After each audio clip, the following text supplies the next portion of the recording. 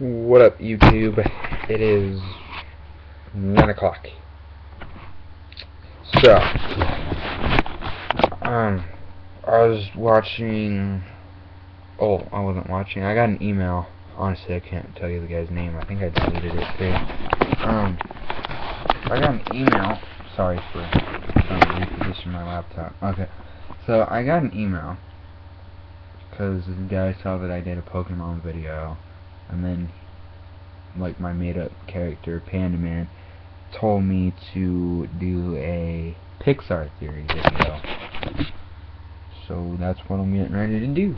If you don't know what the Pixar theory is, it's pretty much all the Pixar movies, meaning, hold on, let me find the page. Okay, so it starts with Brave.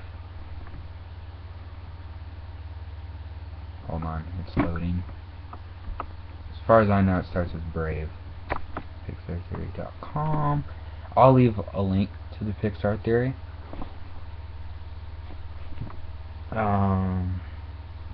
To the official website for it. It's also a book, but you know, I can't really provide that. Okay, so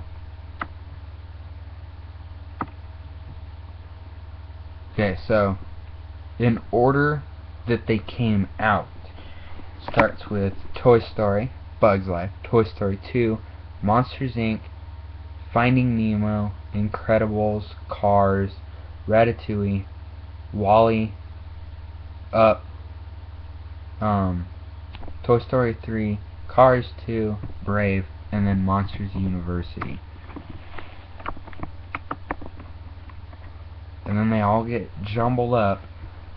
Start with Brave, Incredibles, Toy Story, Toy Story 2, Finding Nemo, Ratatouille, Toy Story 3, Up, Cars, Cars 2, WALL-E, Bug's Life, Monsters University, and then Monsters Inc.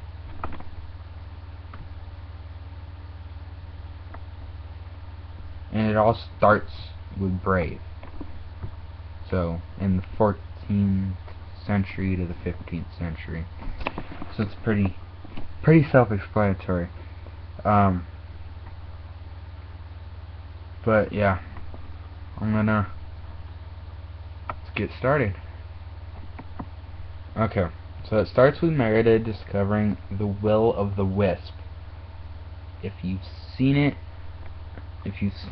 Brave, they're the little blue things that fly around. And in parentheses it has magic. The magic turns her mother into a bear. Okay, that's okay. Why this magic is why animals imitate and inanimate objects, brooms and tools, behave like humans. Self-explanatory. Magic was utilized by the witch, who mysteriously vanished through wooden doors. Eventually, magic from the will of the wisp would lead to the birthplace of superheroes. So, how to get a picture of that?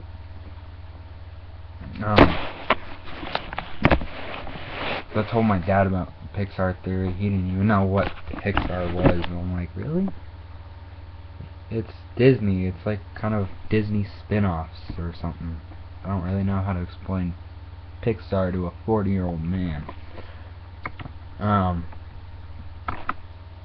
Okay. 1950s to the 1960s. The Incredibles. Superheroes maintain order in the world, but Buddy, a wannabe superhero, created two things for the demise of superpowered humans. It has in the colon, the little colon thing, two dots right above each other. Sorry, I'm not very technical when it comes to that kind of stuff. Where's the camera? Oh, screw that.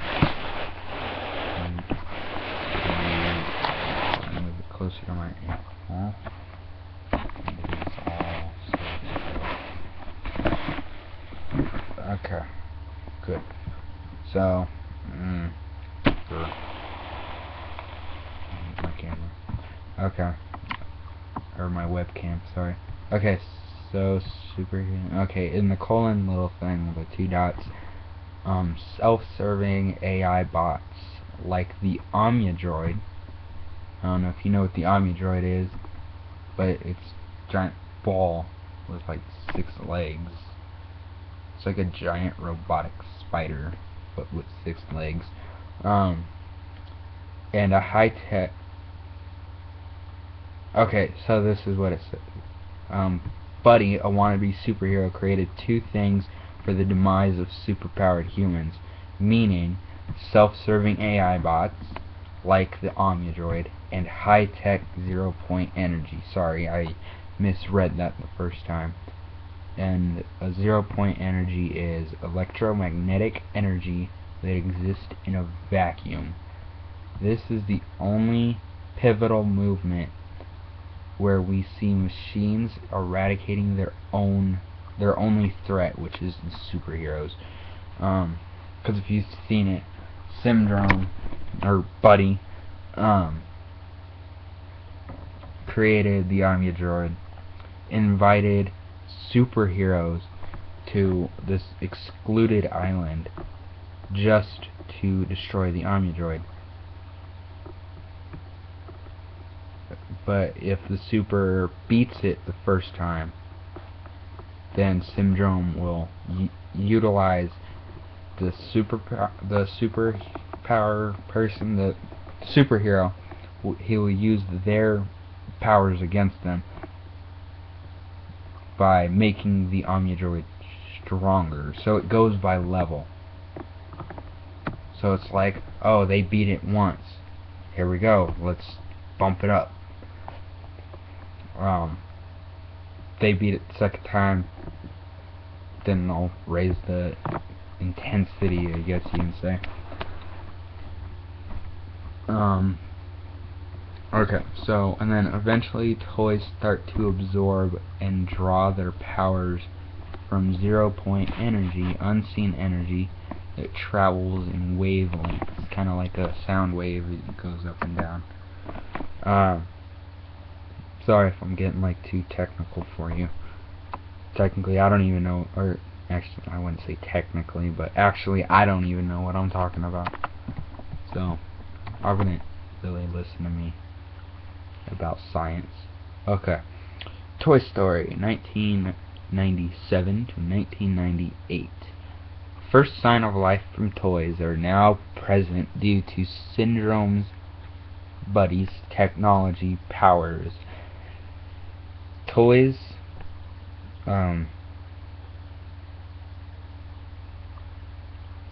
sentient object,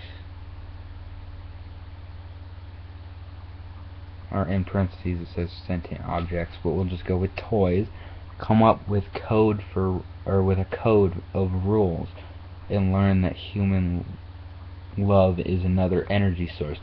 So basically their like code is not to be seen moving by humans.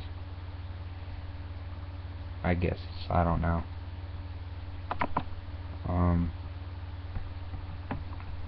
Yeah, like I said, don't take my word for it. I'm just going off what I think it is. So they use human love as an energy source upon which they thrive. These toys discover what happens to toys when they're isolated from humans, which I would assume would mean like they can't come to life at all. So that's why, like in Toy Story 2, the little chicken guy, the guy that dressed up as a chicken, couldn't, or because he would play with them. That's why, that's why Jesse, Bullseye, and the Prospector could come to life. Trying to think what else. That's pretty much it. Yeah. So okay. On to Toy Story 2, 1999. Toys discover that it is dangerous for them to be isolated from humans. We start to see inanimate objects question their purpose in life. For example, Jessie resents her owner, Emily, for abandoning her. Seems legit. I mean, I would do the same. Resentment towards humans was not only carried by inanimate objects, but by animals as well. Once again, seems pretty legit. Okay,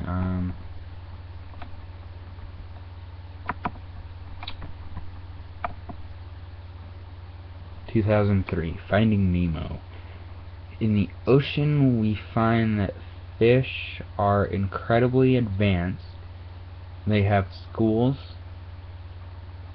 or in parentheses, they have schools, a network, and a freeway system. We discover that humans are polluting the earth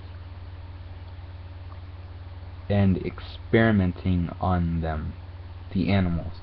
Dory was one of the animals that was experimented on, which is why she is forgetful. That seems kind of legit, I guess you can say. I don't doubt that one at all. I mean, I can see that she was you can see my little wrong side, my little moose up there. There we go. There. Ha. This camera's still confusing to me. I haven't done very many like vlogs, like the videos like this. Okay, it's oceans. Okay. Experimented on them, and that's why she is forgetful. Okay. There are signs of resentment growing towards humans for polluting the environment, stealing fish, and caging them. Pet stores, pretty much. Animals begin to be more curious and carry on more humanistic characteristics. Okay. And that's where we go into Ratatouille. Remy discovers his love for cooking. You've seen it? It's about a cooking rat. Okay, and displays human-like characteristics. Some of which would be walking on his paws, his hind paws, sorry, washing his hands with like that one dewdrop in the faucet from towards the beginning when they walk into the restaurant. Reading and cooking, because of the recipes and stuff. This is the first time we see personal interaction between human and animals, but it is for the purpose of controlling humans. Remy didn't intentionally do it, but he discovered that he can control humans. Animals are kind of rebelling. Remy controls Linguini, weird name. He's named after pasta, because Linguini does not know how to do anything. Seems legit. We see that Remy's rat clan does not approve of the humans. They do really hate humans. And they both fear and hate humans. So, okay, this is where it starts getting intense. We get into Toy Story 3, takes place in 2010, only 5 years ago. Okay, so does that mean when I got rid of my Mr. Potato Head, he went to Sunnyside? 3 years later, toys have gone through a lot with humans. If you've seen the movie, you can tell why most of the toys do, or you can tell why most of them have it, why they, or how bad they've had it, or why they've had it with humans. Sorry, I'm reading this all wrong. Okay, being abused physically and emotionally by humans. And they got a screenshot here on the side with a little kid shoving Mr. Potato Head up his nose. Okay, that's kind of gross. Lotso Huggenbear straight up hates humans because they use and discard toy objects like they are nothing. Seems pretty reasonable. He starts trying to take care of his own kind, thus he becomes like the governor of Sunnyside.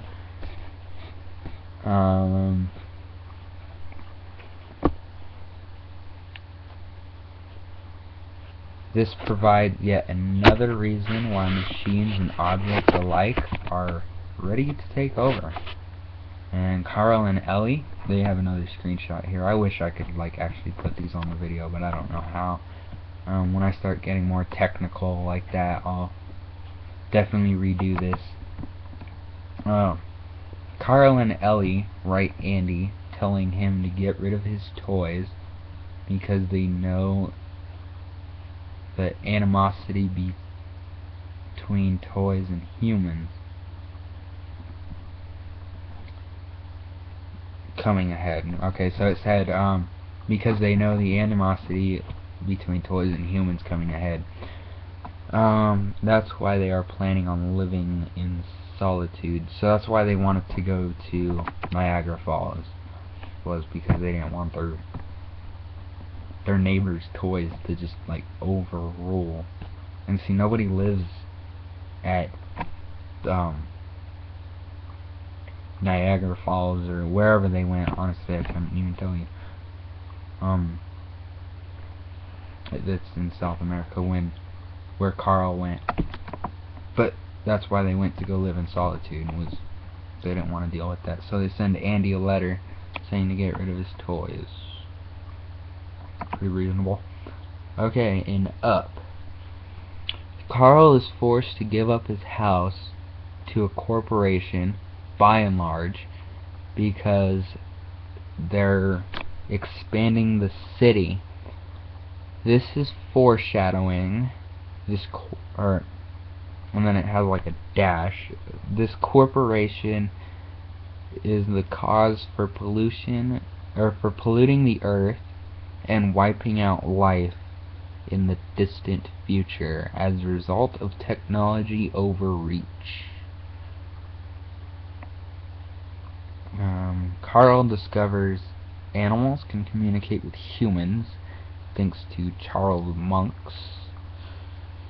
Or Months, sorry. I've been hearing it as Monks, like M-U-N-K-S. But apparently it's Months, M-U-N-T-Z. And sees the bitterness they have. Charles Months eventually trains an army of dogs. Okay then. That makes me want to be scared of Pixar. This is the start of this tipping point between animals and humans. Okay.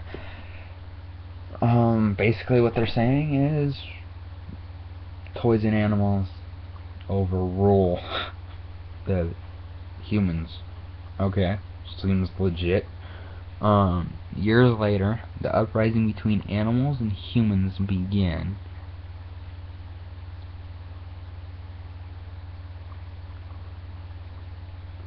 Who do you think won that war? Leave that down in the comments. We're already halfway through this. I don't know if I want to cut it off here and just do a part 2 or not. I'll probably just continue. Okay. 2100 to 2200. Damn. That is a lot of years. So we went from... Okay, sorry, I'm reading through this. We went from... Oh, and I forgot. Up takes place in 2011 to 2016. So there's going to be an uprising of dogs next year. 2016. Go America! Go Team America! Sorry. Okay, so... We went from 2011 to 21,000. That's 100 years after I was born. The cars will uprise by the time I'm 100. Okay. When animals rose up against the humans to stop the pollution, the machines saved the humans and they won the war. However, since machines helped humans win, it tipped the balance on Earth.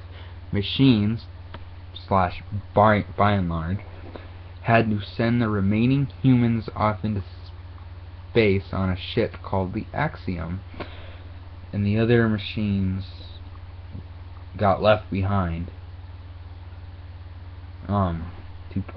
to populate the world and run things. So basically Earth is going to be a polluted pile of crap. Sorry. But how do we know cars took over Earth and not another planet? Okay, let's see. That was the next sentence, so I don't know. Cars 2. In Cars 2, cars go to Europe and Japan, which shows that it is the same planet as the other Pixar movies. It also shows there are no humans throughout the world, and the world at this time ends up with an energy crisis, as oil is the only energy used for cars. All in all, is ran by and large. I'm just gonna skip ahead to that one, but then I'm gonna go back to the beginning. All in All Corporation was using green energy as a catalyst for a fuel war in order to turn cars away from alternative energy sources. Okay, that's kind of intense. That clean fuel could have been used to swiftly wipe out or wipe out many of the cars, and then in parentheses it says decommission many of the cars. All in All was ran by and large, which eventually polluted the whole Earth due to all of its oil, or all of the oil. Whole world becomes unfit to sustain life. Okay.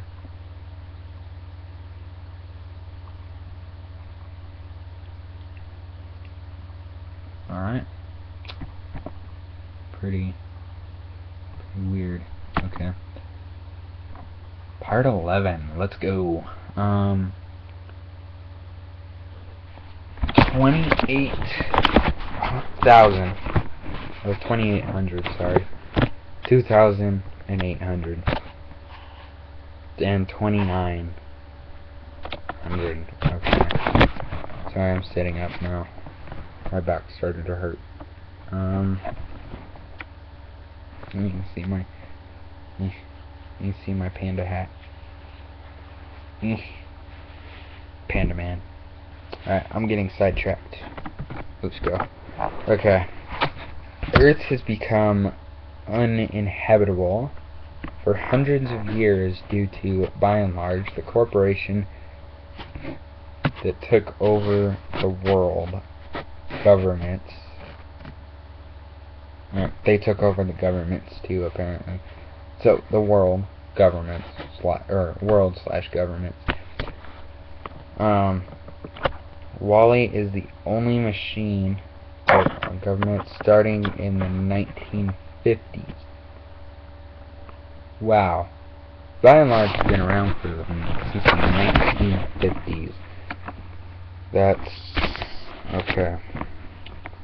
It's kind of interesting. Sorry, my camera's all so it's so screwed up. Okay. Okay. So in the 1950s, the corporation took over the world's government, the world/government, starting in the 1950s. Wall-E is the only machine left on Earth. We'll get back to that.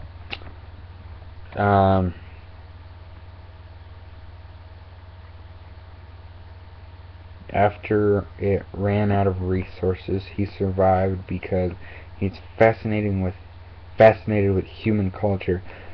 Okay. Hold on, I'm gonna make sure I didn't miss anything.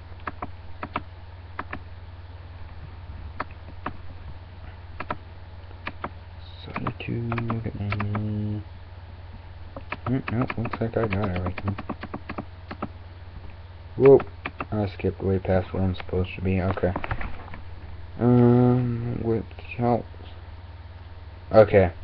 Which helped maintain his personality and fulfillment. Robots/machines on Axiom, having left Earth centuries earlier, show that machines develop a sense.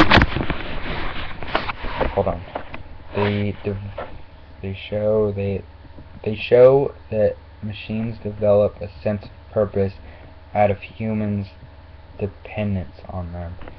So basically, if you become dependent on your phone's gonna take advantage of you. Kind of like a man. Sorry, I'm saying that about men. I am a man. Oh no, seriously, women, don't let your man take control.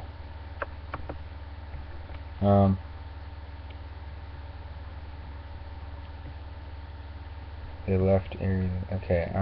Sense of purpose. Okay. Wall-E is a robot Jesus.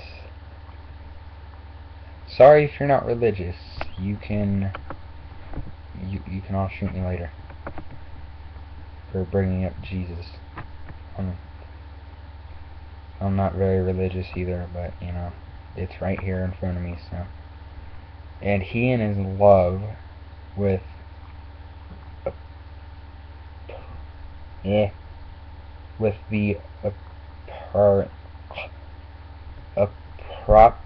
appropriately named Eva, or Eve. He calls her Eva. Sorry. To save the human race and start with a new beginning on Earth again. So that's why Eva was looking for plants or any sign of life. During the credits of Wall-E, we see the shoe that contains the last of plant life. It grows into a mighty tree. Okay, so apparently there in the end titles there's like that boot that Wall-E found and gave to Eve. And now we get into part 12, A Bug's Life. 2898 to 3000. Okay. Same plant we see in Wall-E grew to be a tree in a... Oh. Okay. This is the first time I'm reading it. In all the Pixar theories that I've watched. Speaking of which, I never mentioned, that, yeah, I was watching a bunch of Pixar theories and stuff before I did this. But nobody said anything about the tree. The same plant we see in Wall-E grew to be the tree in Bug's Life. Insects have longer lifespan in Bug's Life. Prior to Wall-E,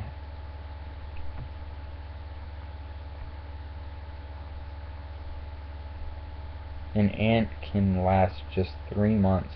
However, in A Bug's Life, these ants all survive an entire summer and allude to begin around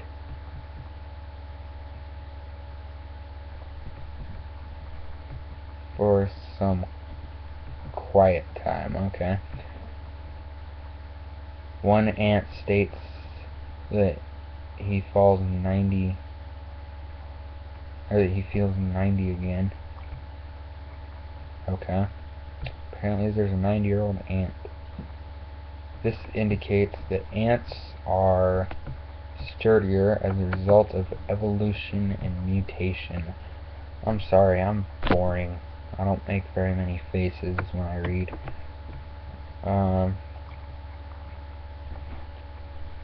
And mutated genes. I'm trying to figure this out. Because they are okay. This indicates that ants are sturdier as a result of evolution and mutated genes.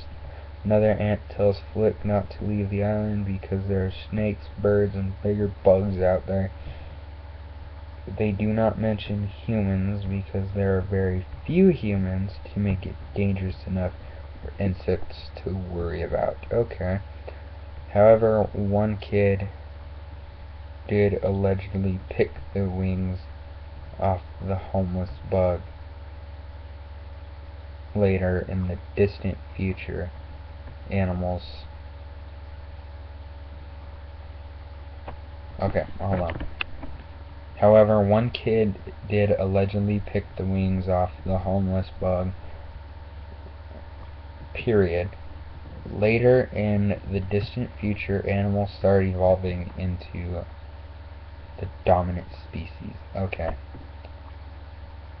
Now we get into 4,500 to 500. Or 5,000, sorry. Hundreds of years after Wall-E, animals start changing due to radiation caused by BNL, by and large. These animals evolve into monsters and accidentally wipe humans off the face of the earth. Accidentally wipe humans off. Okay, that's, I'm scared. Monster University was founded in 1313.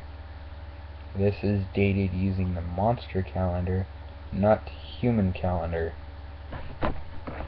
Wait, what? Okay, sorry. I'm lost right now, but you know, who cares? And shows that it took place almost 1,400 years after a bug's life. At Monsters University, they falsely taught monsters that humans were toxic and from another dimension. This is because monsters were worried about being erased from existence and altering history.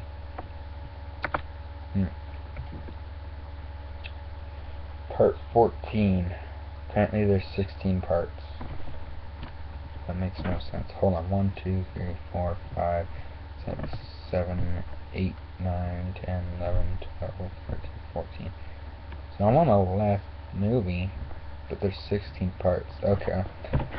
Monsters and Machines didn't realize their mistake of getting rid of humans until it was too late.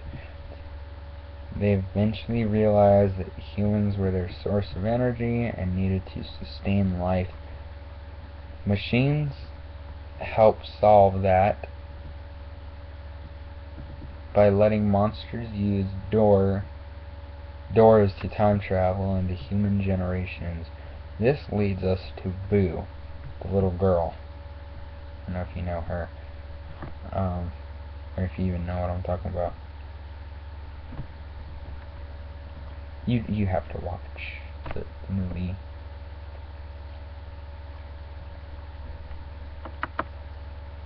Okay. Ooh. This right here says infinite. Part 15 says infinite, and then it says Boo on it. And then it's got, wait, hold on, okay. How did Flick and Heimlich from Bug Life show up? Okay, Boo discovered that wood was the source of all energy, or of energy all along. How did the witch turn clean into a bear? Okay, I'm sorry. I got sidetracked. That's not hard, though. So, sweet little Boo never got over Sully and became obsessed with finding out what happened to him. She remembered that doors are the key to finding him. Later on in life, she figured out how to time travel using doors. Wooden doors, not the metal ones. And goes back to the source of all magic. Will of the Wisp. Okay. So apparently she's the witch from Brave. And creates magic. Okay, she creates magic to find Sully by using wood. Boo leaves evidence behind in Brave. She has 2 carvings whittled out of wood. They are Sully or Sully's in like a slab of wood, and the pizza truck from the Toy Story, the Pizza Planet truck. The 2 things she loves most in life. Although she knows how to travel through time, she does not know how to determine what time period she'll go to. Therefore, speculation has it that Boo is the one planting the Easter eggs throughout all Pixar movies, because she has been accidentally going through different time periods. Okay, this makes a little more sense. And the last page is discuss the Pixar theory. So pretty much the witch, I mean, if you really think about it, he does look like Boo.